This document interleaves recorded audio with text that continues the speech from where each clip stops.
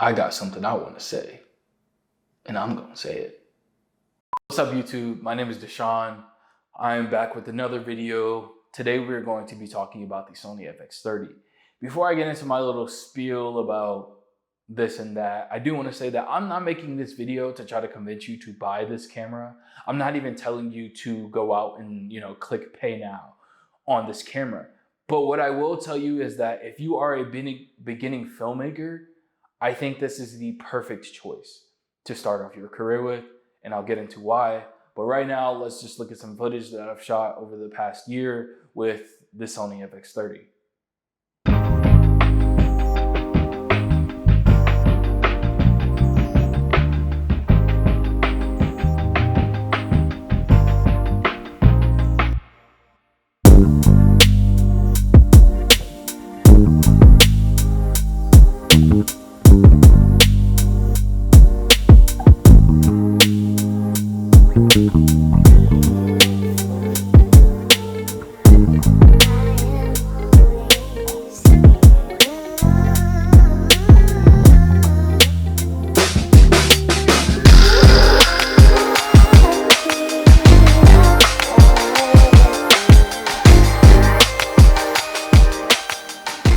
My perspective on this camera is going to be a little different because I do use it as an A camera. There are other filmmakers who use this camera as a B, C, D, E, F, G, H, I, J, K, L, M, N, O, P, so on and so forth camera, but this is my A camera. This is the camera that I take to corporate shoots, that I shoot my weddings with, that I shoot in the gyms with. This is it for me. So, my idea of what this camera is going to be a little different. And I think it's a very capable camera. If you are a beginning filmmaker, to me, this is a no-brainer unless you go for maybe like a Fuji X-H2S or a Panasonic camera. I think those cameras are capable as well. Although I've never really shot with them or used them, from what I've seen, those are layups as well. I think what it comes down to when you're starting out is just finding something that kind of gets out the way. And that's what this camera does. I mean, I'm not going to nitpick because plenty of people have already nitpicked on this camera on YouTube. It's not the best in low light. The metering tools are archaic. I mean, what is a zebra anyway? All right, don't click off. I was just kidding. I know it's zebra. I know it's zebra. I think they're out of style, man. Just give me a waveform. Give me some false color. Those are cinema features in a cinema camera. You can say what you want about shutter angle. As a wedding filmmaker, bro, shutter angle would be really, really clutch, but you just got to be quick with your fingers when you switching, from 24 to 60. I don't really do 120. The 120 on this camera isn't the best. But what is, man? I have it is what it is mentality about this camera, about life. And this is just a tool. I look at it as this is a low overhead for me. It wasn't a really tough purchase to make, especially because I was already saving for an FX3 anyway. So, saving money where I can, I bought the FX30. And speaking of the FX3, I shot with an FX3 like 2 or 3 weeks ago, and it really didn't feel that different at all. I'm gonna be honest. It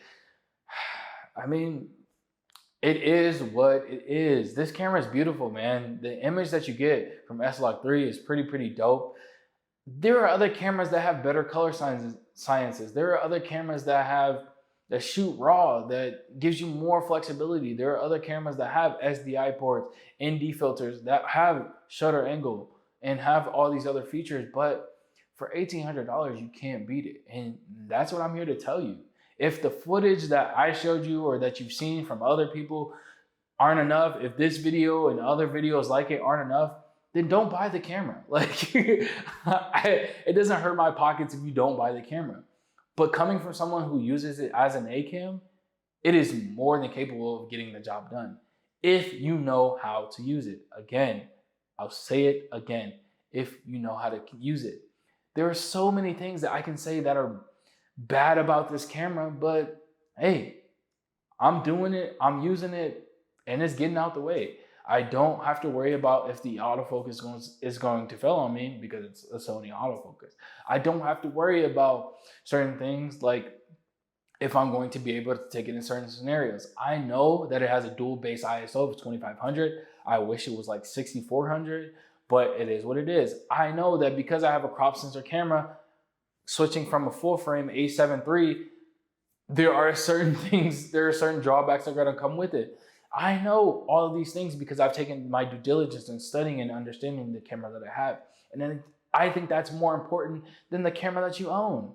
So if you are on the fence about getting this camera, go get it, bro. Like, I don't know what to tell you. Don't waste any more of this year contemplating or trying to convince yourself to get this camera or that camera or this lens or that lens. Just make the decision, trust yourself, trust your gut, and trust your wallet too. Don't. I'm not pocket watching, bro, but anyways, man, the FX30 is great. It's a super dope camera. It is what it is. I love this camera. I do have a few ideas of where I'm headed next, and it's not a Sony camera. That will be another video in the future, but go cop the FX30. And if you don't, you don't. If you do, you do. Just have fun. Buy a camera that's gonna motivate you to shoot. That's why I put a skin on it, which you'll see in the thumbnail. I like the color. I like the design. That's all I got. It's a great camera. Go get an FX30 at your own risk. I've always had the philosophy, and this is my approach to filmmaking. One more thing before I get out of here.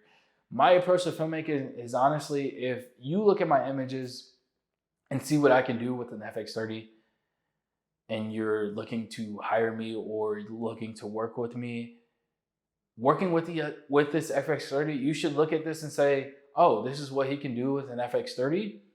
I wonder what he'd do with an Alexa Mini. It's kind of a big of a stretch. I wonder what he'd do with an FX6. I wonder what he'd do with a Red Komodo. I wonder what he'd do with the C70. I wonder what he'd do with the C200. I wonder what he'd do with the Pocket 6K Pro. I wonder what he'd do with a cinema camera 6K full frame. The list goes on.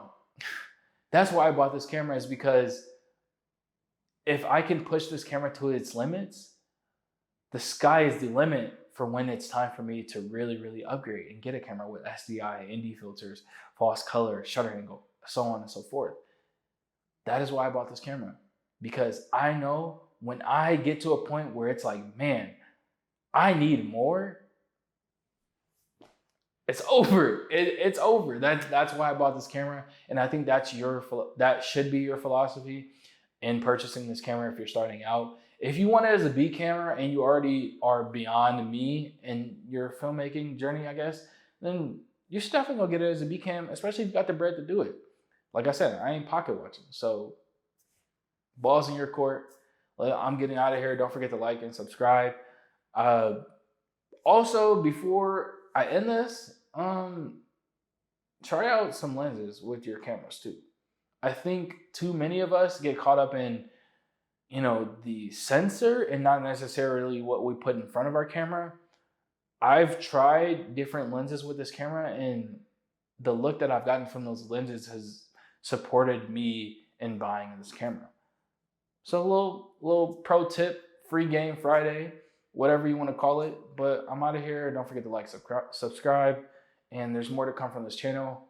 And check out some other videos that I already have on this channel because I need the support. Thank you.